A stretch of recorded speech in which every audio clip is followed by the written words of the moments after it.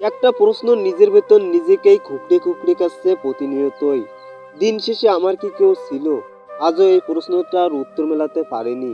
কারণ প্রশ্নটার উত্তর মেলাতে গেলেই চোখের সামনে অনেক মানুষের চিত্র ভেসে ওঠে। ভেসে ওঠে কিছু আপন মানুষের বেইমানি, প্রতারণার বিশ্বাসঘাতকতা, যেটা কখনোই তাদের কাছ থেকে আশা করিনি।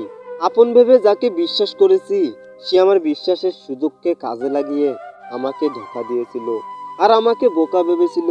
কিন্তু সে হয়তো জানে না আমি বোকা না, বরং বিশ্বাসী ছিলাম। আর কারোর বিশ্বাস একবার ভুল করে ভেঙে গেলেও দ্বিতীয়বার আর জোড়া লাগানো যায় না। সত্যি বলতে সবার বিপদে আমি নিজেকে বিলিয়ে দিতাম, কারণ আমি মানুষগুলোকে বড্ড বেশি ভালোবাসতাম। কিন্তু দিন শেষে সেই মানুষগুলোর কাছ থেকে শুধুই অবহেলাই পেতাম। কারণ এই সমাজে যে মানুষটা সবার সাথে মিলেমিশে চলতে চায়, এই সমাজ সেই মানুষটাকে সস্তা উপাধি দিয়ে থাকে। তবে হ্যাঁ, আমিও সস্তা নই, সবাইকে ভালোবেসতে চেয়েছিলাম। কিন্তু আফসোস, দিন শেষে সবার কাছেই অবহেলার পাত্র হলাম। সবাইকে সবসময় চেয়েছি আমি, কিন্তু আফসোস, আমাকে কেউ চায়নি। তাই তো এখনো এই প্রশ্নটা আমাকে প্রতিনিয়তই তাড়িয়ে বেড়ায়, যে দিন শেষে আমার কি কেউ ছিল?